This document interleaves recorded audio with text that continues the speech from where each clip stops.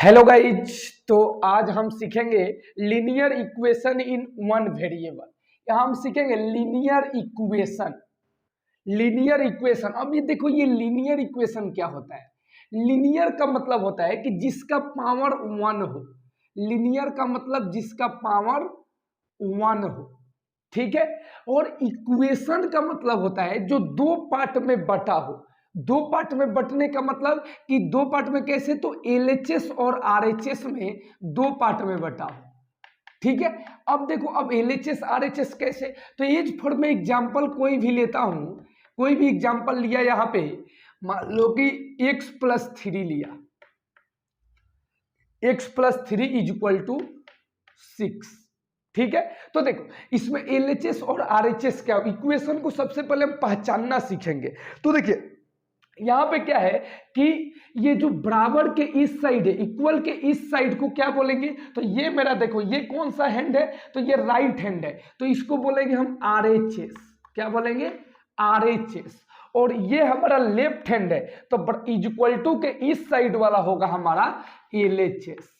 LHS इसी को हम बोलते हैं एलएचएस और आरएचएस। और इक्वेशन हमारा हमेशा जब एलएचएस और आरएचएस दो पार्ट में बटा होगा तब भी हम उसको बोलेंगे इक्वेशन, अन्यथा नहीं। अब दूसरी बात पहचानने का कि उसमें एक वेरिएबल होना चाहिए। अब बात समझिए कि वेरिएबल क्या होता है और कांस्टेंट क्या होता है। तो देखिए, वेरिएबल का मतलब कि ए से जेड तक जितने भी लेटर होते हैं सबको सब हम बोलते हैं वेरिएबल। ए से जेड तक, ए बी सी डी जितना होते हैं सबको सब बोलते हैं वेरिएबल। और एक होता है कांस्टेंट। कांस्टेंट यानी काउंटिंग। कांस्टेंट यानी समझिए काउंटिंग, ठीक है। 1 2 3 4 जितना भी, ठीक है। अब अगला बात आती है कि यहाँ पे काउंटिंग 1 2 3। अब देखिए, अब वेरिएबल ए से लेकर जेड तक, तो इक्वेशन पहचानने के लिए देखिए उसमें एक वेरिएबल होना चाहिए। पहला एक वेरिएबल होना चाहिए और कांस्टेंट होना चाहिए। ये 3 भी कांस्टेंट है और 4 भी कांस्टेंट है, सॉरी 6 भी कांस्टेंट है। और कांस्टेंट यानी काउंटिंग, ठीक है। और वो दो पार्ट में बटा होना चाहिए, यानी एलएचएस और आरएचएस में। और भी एग्जांपल लेकर बता दें, जैसे x - 8 इज इक्वल टू 12। ये भी देखिए, ये भी हमारा क्या है, ये भी हमारा है एक इक्वेशन है। एक सेकेंड, सॉरी चौक खत्म हो गई थी। देखिए, तो यहाँ पे इसमें भी दो पार्ट में ये बटा हुआ है, इसको हम बोलेंगे एलएचएस और इसको बोलेंगे आरएचएस। और बीच में एक वेरिएबल है और ये दोनों कांस्टेंट है, तो ये हमारा इक्वेशन है। तो आई होप आप इक्वेशन को अब समझना सीख गए होंगे, मेरी पहचानना सीख गए होंगे कि हम इक्वेशन किसे बोलते हैं, कब उसको इक्वेशन बोलेंगे। अब हम बात करते हैं सॉल्व करना, कि इक्वेशन को हम सॉल्व कैसे करें, ठीक है। तो हम टाइप बाई टाइप आपको इक्वेशन सॉल्व कराएंगे। और मेरी वीडियो आपको थोड़ी भी अच्छी लगी हो तो प्लीज, कुछ सीख रहे हो तो सब्सक्राइब और लाइक करें, ठीक है, दूसरा कुछ नहीं। अब चलिए, तो टाइप 1, सबसे पहले हम इक्वेशन में टाइप 1 को सॉल्व करना टाइप बाय टाइप सीखेंगे। तो टाइप 1 में हम सबसे छोटा इक्वेशन लेकर चलते हैं, x+4 इज इक्वल टू 10, ठीक है। ये हमारा टाइप 1 इक्वेशन है, ठीक है। अब देखो, इक्वेशन में क्या होता है कि एलएचएस और आरएचएस अभी बताए थे, ठीक है। तो इसमें एक जात को एक तरफ, यानी वेरिएबल को एक तरफ और कांस्टेंट को एक तरफ करना होता है, ठीक है। यानी एक जात को एक तरफ और दूसरे जात को एक तरफ। तो एक्स वाले को एक साइड और बिना एक्स वाले को एक साइड। तो एक्स इसमें क्या, एक्स को एक साइड करो, यानी ये अलग जात का है, एक्स वाला ये अलग हो गया। और ये 10 और ये 4 एक जात का है, तो इसको एक साथ करो। तो ये एक कास्ट का है दोनों, तो इसको एक साइड करो।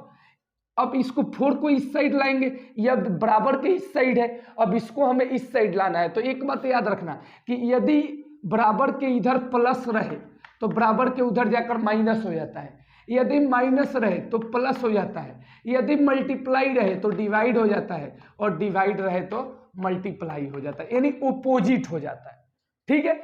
चलिए, अब देखिए इसके बाद, तो ये 4 को इधर भेजेंगे। अब एक जात बनाना है हमें, इक्वेशन में हमेशा एक जात को एक तरफ किया जाता है और एक जात को एक तरफ। तो एक्स वाले एक साथ और बिना एक्स वाला एक साथ, तो 4 को इधर भेजेंगे तो प्लस में है तो किस में हो जाएगा, माइनस का 4 हो गया।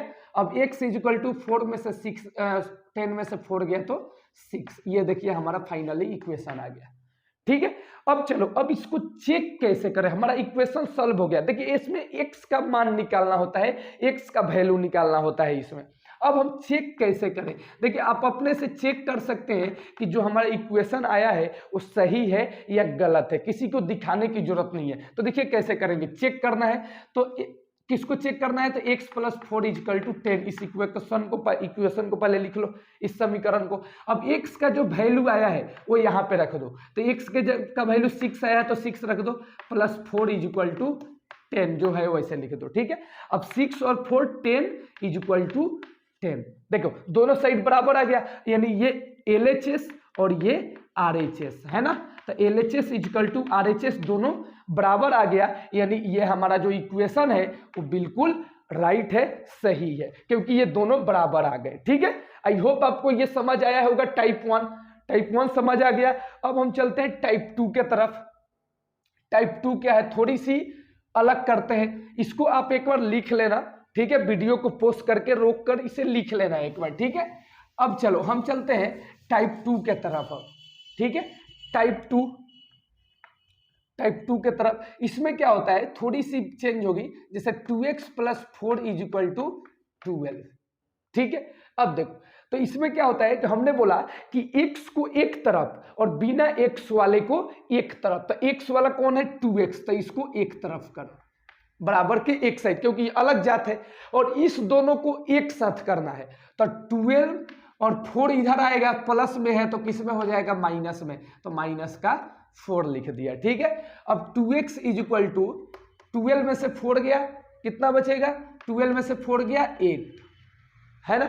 अब x इज इक्वल टू 8, और ये देखो यहां पर ये मल्टीप्लाई में है, देखो जब 2 में x से मल्टीप्लाई होगा तो ये 2x बन जाता है, तो यहाँ पे मल्टीप्लाई साइन छिपा हुआ है, तो ये 2 मल्टीप्लाई में है तो इधर आकर किस में हो जाएगा, डिवाइड में। ठीक है, क्यों, क्योंकि अब 2 को इधर भेजना है, एक जात बनाना है, 8 के साथ रखना है इसको, तो 8 अपॉन 2, और ये कटेगा तो 2 4 जा 8, ये देखिए x का वैल्यू 4 आ गया। ठीक है, फाइनली हमारा। अब चेक कर, मैं नेक्स्ट टाइप 3 अगले वीडियो में लेकर आएंगे, तब तक वेट करें उस वीडियो का। अगर मेरी वीडियो अच्छी लगी हो तो प्लीज सब्सक्राइब करें, लाइक करें।